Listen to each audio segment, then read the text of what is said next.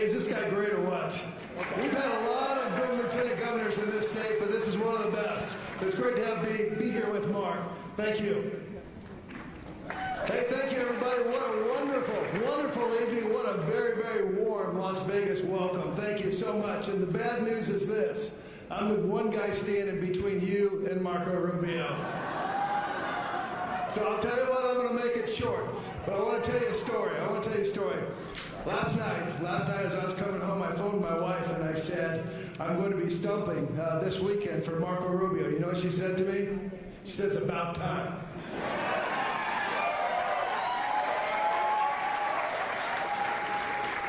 As you know, it took me a little bit longer than my wife. My wife was with Marco from day one. And in fact, Marco even knew that. And as others could attest, that it took me a little bit longer. But this is Marco country we're in today.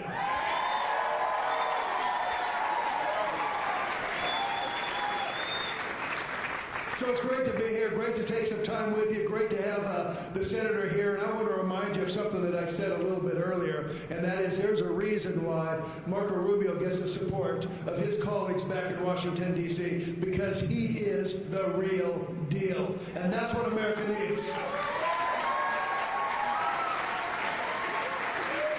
People try to say that this is a three-man show. This is a two-man show. This is a two-man show. It's the Donald and it's Marco Rubio. That's the two choices. And I guarantee you, as I stand here in front of you today, there's nobody that understands this country, understands this city, understands this state better than Marco Rubio. He will become the next president of the United States. All right, so let's hear it. We practiced this earlier. Let's get him up here on stage. Let's start. Marco, Marco, Marco, Marco, Marco, Marco, Marco.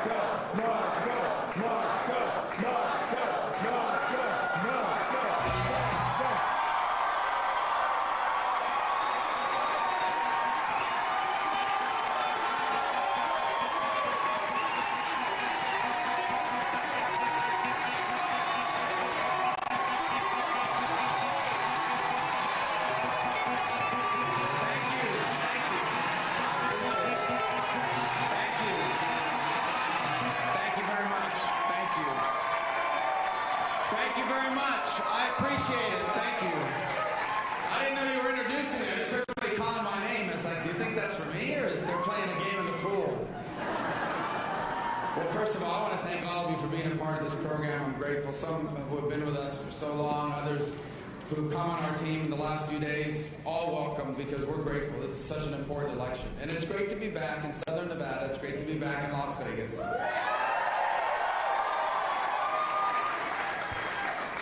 And it's great to be here, and this is such an important election. And I'm so happy that Nevada plays such an important role. You know, just a few years ago that this began, where Nevada played such a critical role. Of course, yesterday the Democrats were in town. And they had an election between a socialist, Bernie Sanders.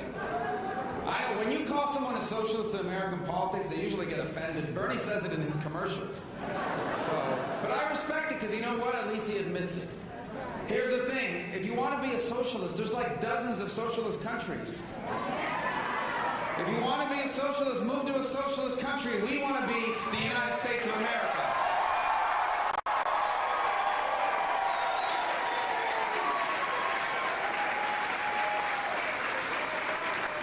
Of course, their other candidate is under FBI investigation. I'd rather be a socialist than FBI investigation, I can tell.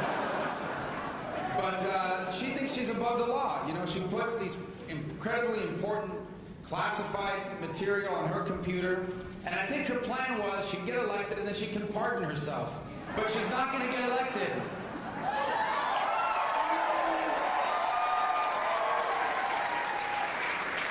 So I know that most of these elections are usually a choice between two political parties. Democrats versus Republicans, or I guess in this case, the socialists versus the Republicans, or between names on a ballot, and that's what you're going to have to choose. In about 72 hours here in Nevada, you're going to have a caucus, and you're going to have a choice between names. So that's still a part of it. But I want to leave you today with the belief that this election is a lot more than just a choice between names. 2016 is a referendum. where you're going to be asked to choose not just who's going to be in charge of America, you're being asked to choose what kind of country will America be in the 21st century. Because that's what's at stake here. 2016 is no ordinary election. 2016 is a turning point in the history of the greatest nation on earth. Yeah. And it's a turning point because there are only two ways forward for us. America will either be greater than it has ever been, or America will become a great nation in decline. That is the only two choices before us now. And if we stay on the road we are on right now, we will become a great nation in decline. If we stay on the road we are on right now, we will become the first Americans who leave their children worse off than themselves. That's never happened in the history of this country. And that's exactly what will happen if in November of this year, we wake up to the news of a President Sanders or a President Clinton. That's how I feel too. That's how I feel. So we cannot lose this election. I'm here today to ask you to caucus for me. I'm asking here today to ask you for your vote because if you nominate me, we will win this election.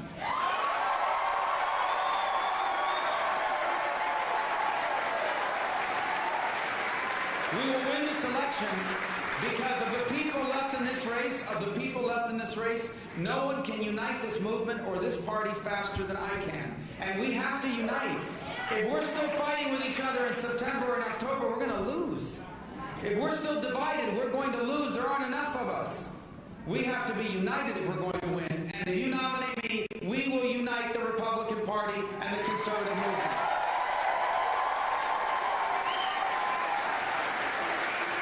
But we aren't just going to unite it. We aren't just going to unite it. We are going to grow it.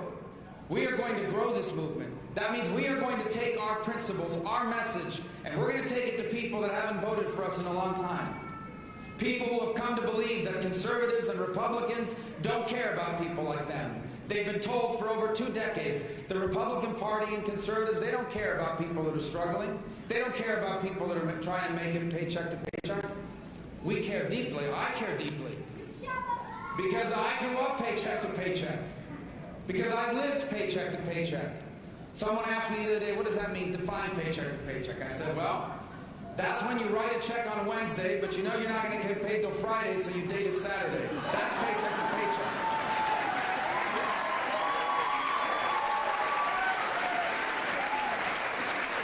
And then someone said, you know, that's a crime to do that. And I said, I didn't say I did that. I'm just telling you, I know. And then I asked what the statute of limitations was. But I've lived paycheck to paycheck. When Jeanette and I were first married, it was tough.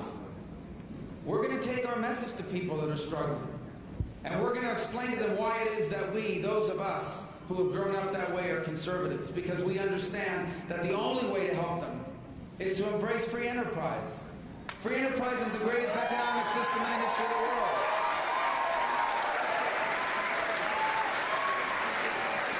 We're going to take our message to young Americans that are struggling under student loan debt. Are you cheering for student loan debt or just because you have student loans? All right, I know. You know why I care so much about student loan debt? Because I had a student loan. It was over $100,000. And the only way I was able to pay it off is I wrote a book. It's called An American Son. It's now available on paperback, if you're interested. Never stop marketing, right? Marco Rubio, yes. Yes, sir, thank you. Well, about 4 years ago, I didn't have any Marco Rubio. I just had $100,000 in student loans.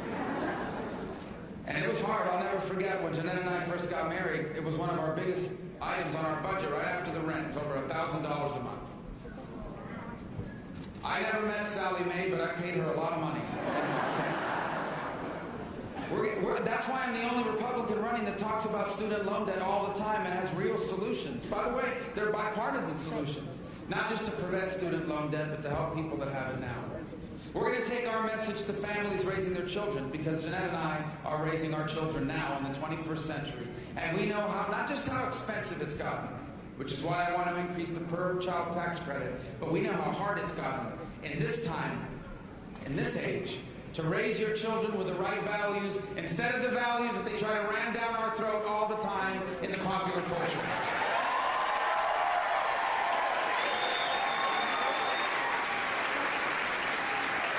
So if you nominate me, we will unite this party and we will grow it. We will take our message to people that have never heard from us before or haven't heard from us in a long time.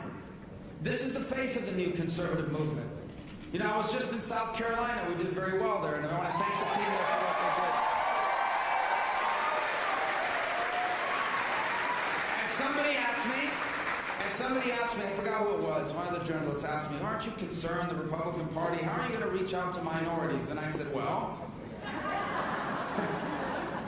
just this afternoon, I was on stage receiving the endorsement of an Indian American governor from South Carolina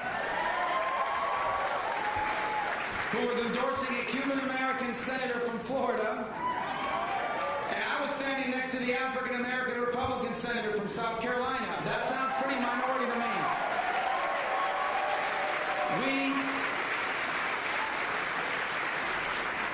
We are the party of everyone. We are going to grow this party and take our message to everyone.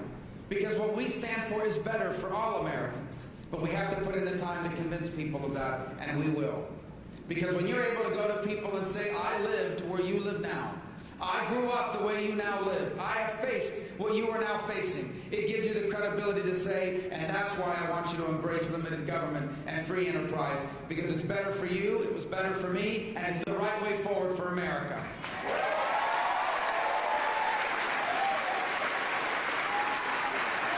So, if you nominate me, we are going to win, and I want you to know exactly what we're going to do. The first thing we're going to do when I'm president is you're going to have a president that when he takes the oath of office and swears to protect and defend and uphold the Constitution of the United States, unlike this president we have now, I will actually mean it.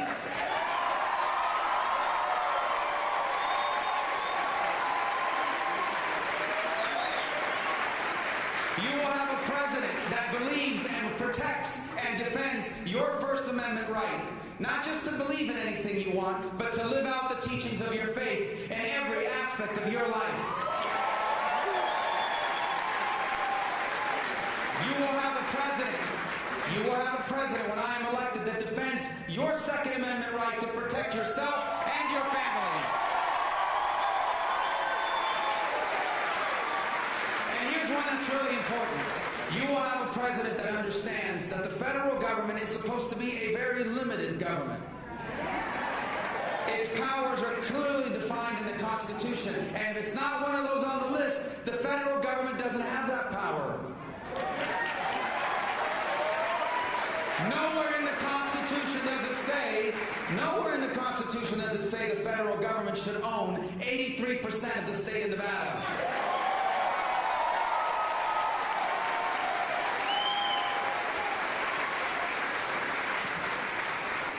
It is supposed to be a federally limited government at the federal level. We will bring it back to its proper place. You will have a president that understands that every issue in America does not have a federal government solution.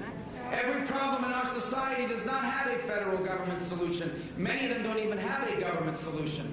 You will have a president that understands that what we do as parents is so much more important than what we will ever do in politics.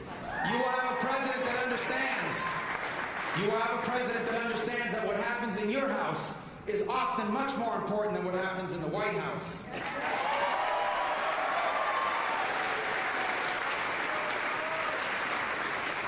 And you will have a president that understands, protects, and stands for the 10th Amendment concept that the right decisions are more often than not made at the local and state level, not at the federal level.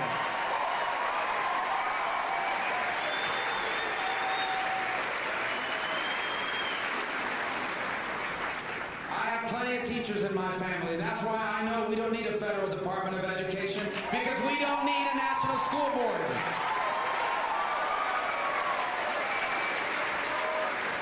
We will return to the Constitution. And by the way, that means that not just Justice Scalia, God rest his soul, but any vacancy on the Supreme Court when I'm president will be filled by someone that understands that the Constitution is supposed to be applied according to its original meaning, not whatever you want it to mean at any given moment.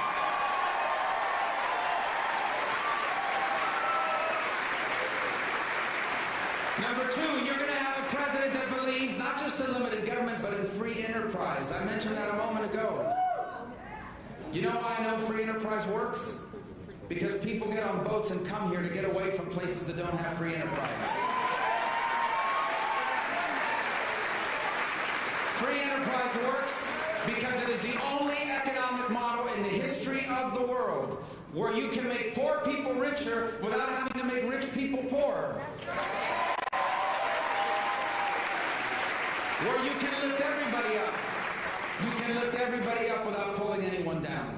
And that's why we're going to fix our tax code and roll back regulations and save Social Security and Medicare and balance our budget and fully utilize our energy resources and repeal Obamacare.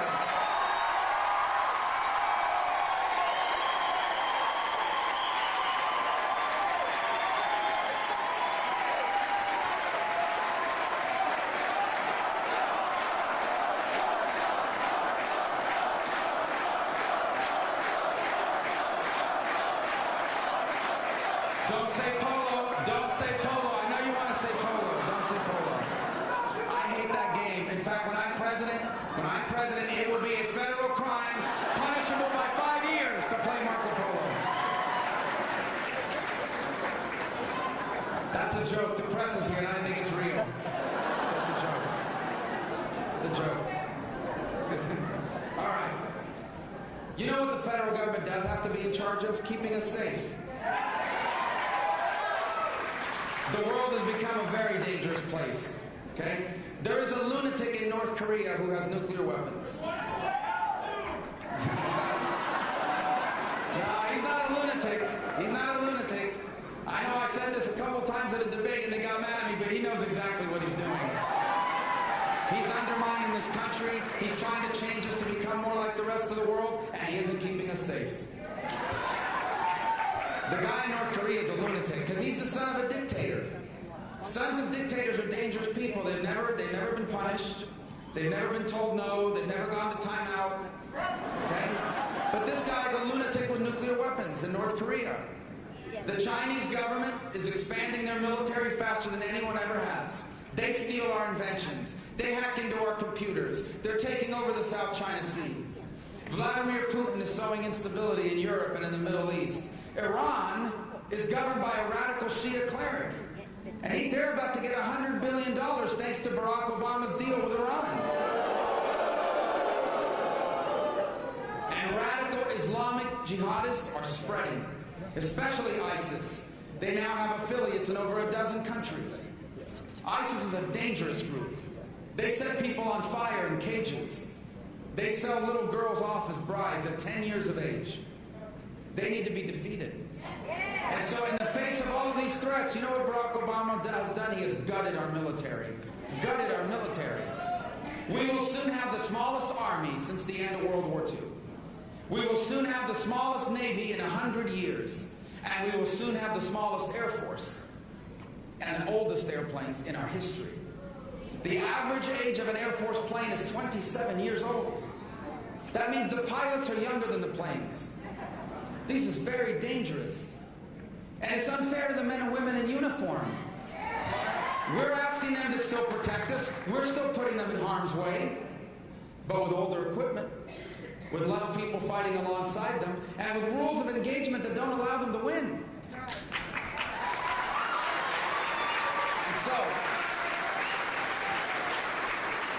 And by the way, defense spending is not the reason why we have a debt. It has nothing to do with the debt. Defense spending is the first thing we should spend money on. It's the reason why we have a federal government. And so when I am President of the United States, listen to me clearly on this, because this is an important part of my agenda. When I'm President of the United States, we are going to undertake a Reagan-style rebuild of the U.S. military.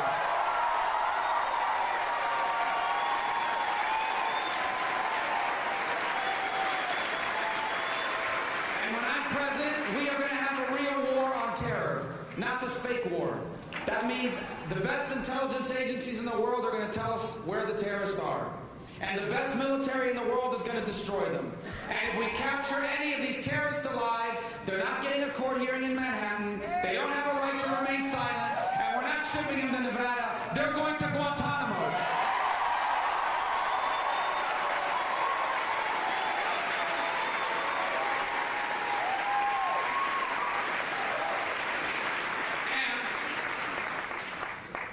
Guantanamo, we're going to find out everything they know. And we're going to take care of our veterans. We're not doing that now. You know what the headline in USA Today was this week? This is the headline in the newspaper. It's an outrage. The headline read this. I'm paraphrasing. But it read, calls to VA suicide hotline went to voicemail. You think they're going to fire anyone over that? You think anyone's going to be demoted or even reprimanded? They might get a bonus. They might get promoted. But no one's going to be held accountable. When I'm President of the United States, if you work at the VA and you're not doing a good job, you will be fired.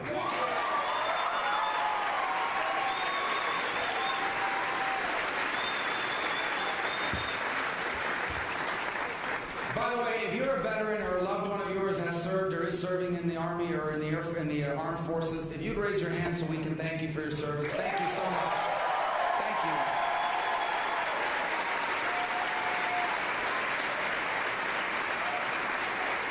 Well, whether you are a veteran or one of your loved ones is a veteran, here's what I want you to know. When I am President of the United States, they or you will be able to take your VA benefits to any hospital or any doctor that you want to go to.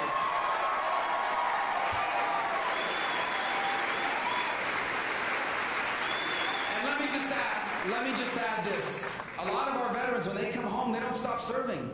Many of them become police officers, they become firefighters and first responders. And I'm so tired of hearing all these negative articles about the police, so they're doing this wrong or that wrong. We thank our police officers. We thank our firefighters for what they do for us.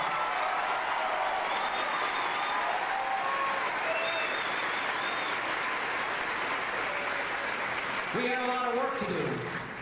But if we do the things I just talked about, if we return to a federal government that's limited by the Constitution, if we re-embrace free enterprise, if we build and rebuild up our national security to keep our nation safe, in essence, if we act like America again, then the 21st century is going to be better than the 20th century.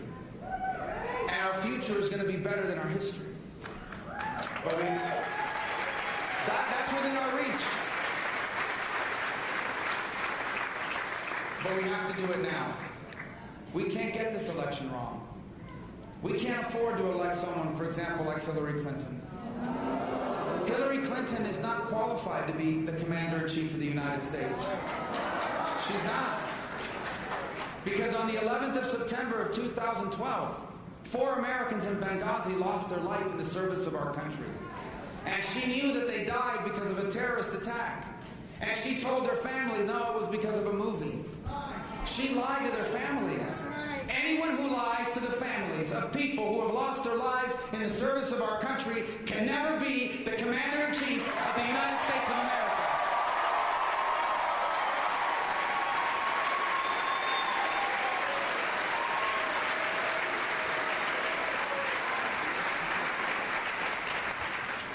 We have a lot of work to do, but we have to do it. Because what's at stake is the essence of the most important and greatest and exceptional nation in all of human history. The reason why America is so special is because the people that came before us did their part. I always talk about the American dream. I always talk about the greatness of America in all of my speeches. I don't care how many times people get tired of hearing it. I have to say it.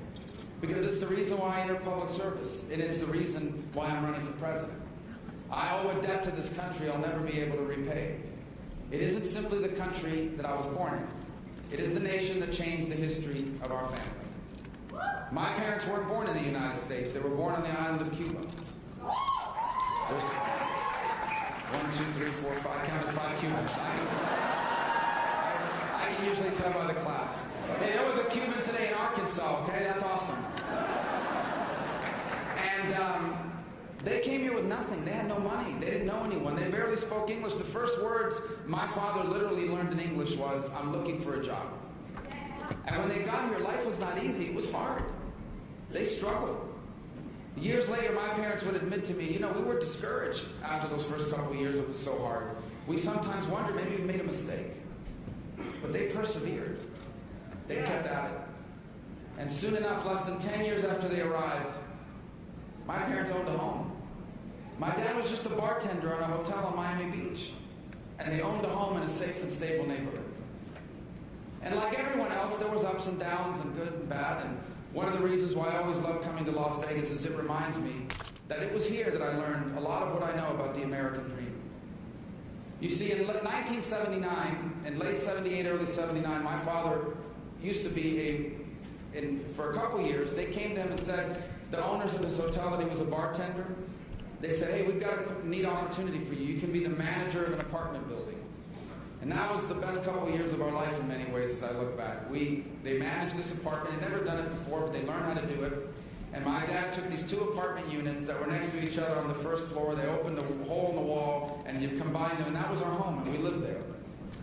But life is a series of ups and downs. And so one night, or one morning, these new owners bought the building. They knocked on the door, and they said, you have 7 days to move out. You're not the manager anymore. And their life was turned upside down. And at that point, the hotels in Miami Beach were not doing very well. And so my father couldn't find a job bartending again. And they had a difficult choice to make. I'll never forget, they really shielded us from that. I remember the moving trucks backing up and us trying to get everything out of there within 7 days. We had to find a place to live. It was quite a scramble. But they did really struggle. And so in January of 1979, for the second or third time in their life, my parents sought out to find a second chance. By then they were in their 50s. It was not as easy to get up and go, but they had to do it. And so in January of 1979, my father got on an airplane and flew by himself, leaving his children and his wife in Miami, here in Las Vegas. We had family living here. And he was searching for a job, and it was hard here too. It reminded him a lot of when they first came to the United States. He struggled to find work. But then he found it. Now here's the thing, he had been a bartender for over 20 years on Miami Beach, and the only job he could find was as a barback, basically an assistant to the bartender. Meaning this 50-something-year-old man that had once been the lead banquet bartender on Miami Beach now had to start from scratch, carrying buckets of ice for a 21 or 22-year-old bartender who would ask him for help in mixing drinks because my dad knew more about it than he did. But my dad wasn't prideful. That's what he had to do, and that's what he was willing to do.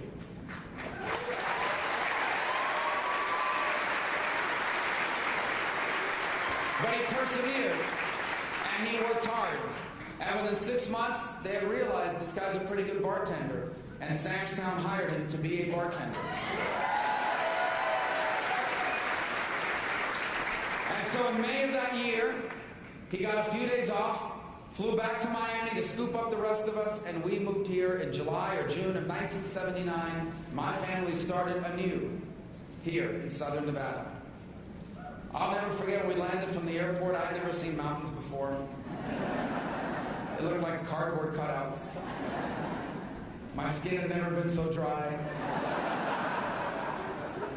But it was the place that allowed us to find the American dream all over again. Las Vegas in southern Nevada and the state, for us, will always be a place of new beginning and second chances and a new start.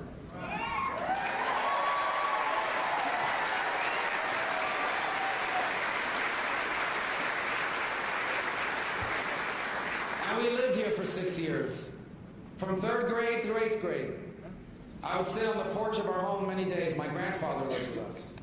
He would sit on the porch and smoke one of his 3 daily cigars. My grandfather wore a suit every day. He had nowhere to go. All he did was play bingo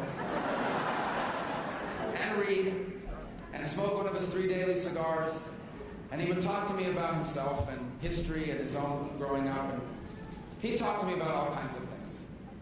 But the one thing my grandfather instilled in all of his talks at me was how blessed I was. You see, when he was a young boy, he had big dreams too. All young people have big dreams. But his dreams became impossible.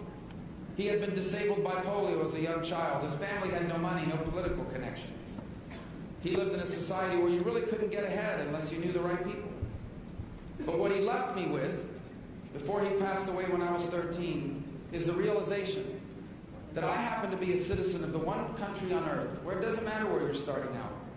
It doesn't matter what your parents did for a living.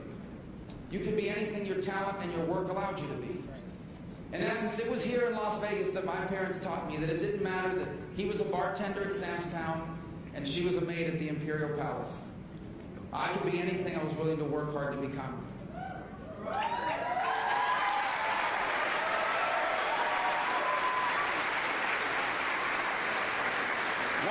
share that story with you. I share that story with you because that's not just my story, that's our story. That's the story of our country, and that is the story of our people. Yeah. For the most part, other than the 100 family members that are here today, or maybe 30, but my point is, I don't know your personal stories, but I know enough about America, and I know enough about Americans to know this. We are all but a generation or two removed from someone who did for you what my parents did for me. We are all a generation or two removed from that. I've never met most of you, and yet I'm confident in saying that your father gave up everything so you could have the chance to be all the things he never could. I'm confident in saying that your mother gave up her own dreams and hopes so you could one day have opportunities she never had. Or maybe that's what your grandparents did for your parents. Or maybe that's what you're doing for your kids right now. Maybe you're the bartender at Sam's Town, or the maid.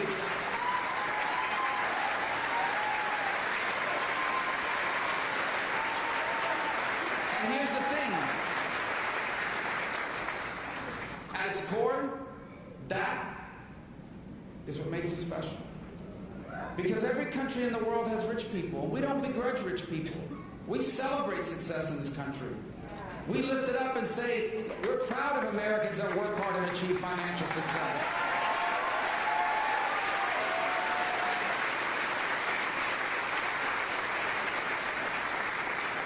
But what makes us special is the millions of people that know they're never going to get rich.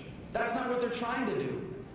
When you become a bartender or a maid at a hotel like my parents did, they knew they were never going to become millionaires. That's not why they did it. They did it because they wanted to make enough money to own a home and retire with dignity and give their kids the chance to be anything they wanted to be.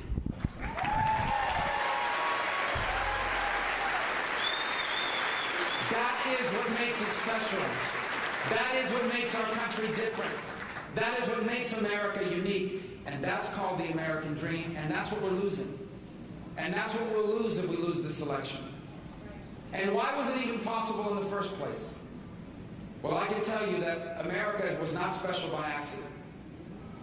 It is special because what the Americans that came before us were willing to do. For over 2 centuries, each generation in this country has confronted great challenges. There has never been a generation of Americans that had it easy, ever. From our very beginning, whether it was declaring independence from the greatest empire in the world or surviving a civil war that almost ended the country, whether it was the First World War or a Great Depression or a Second World War or a long Cold War or the Vietnam War or the Civil Rights era or the gas lines or Watergate, we have never had it easy. Americans have never had it easy. But each generation before us confronted their problems. They didn't leave their problems for their kids, they solved their problems. And each generation before us embraced their opportunities. And that is why for over 200 years in this country, parents have always left their kids better off than themselves. Now it's our turn. Now the time has come for this generation to do its part. And here's what I want you to know. If you vote for me and I am elected president, this generation will do its part.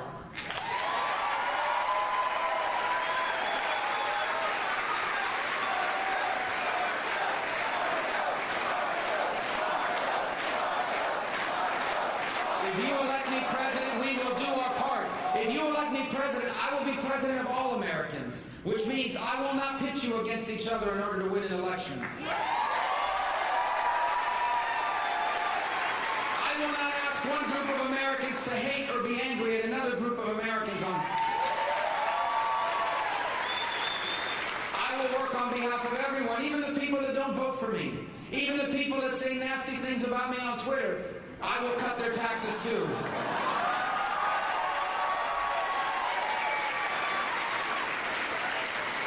Because if you want to be president of the United States, then you have to love all the American people, even the ones that do not love you back.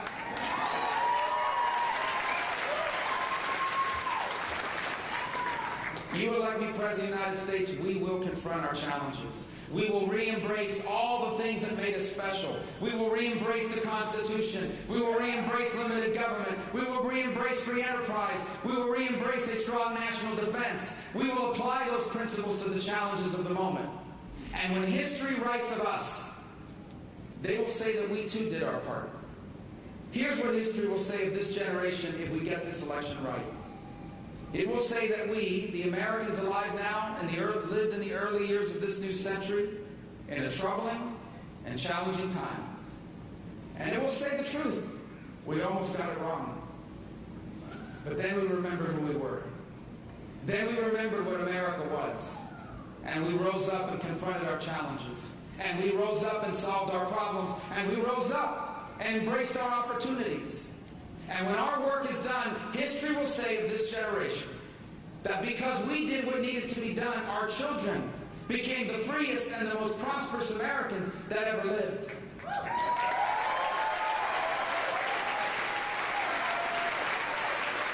And it will say of us, that because we did what needed to be done, the American dream didn't just survive. It reached more people and changed more lives than ever before. And it will say that because we did what needed to be done, the 21st century became a new American century, even better than the 20th century we leave behind. And when our work was done, then we will be able to say to ourselves and each other that we left for our children what Americans always leave their children. We left for our children what our parents left for us, the single greatest nation in the history of all mankind. That's why I need your vote. I'm asking you to vote for me on Tuesday. Thank you and God bless you. Thank you and good night. Thank you. Thank you.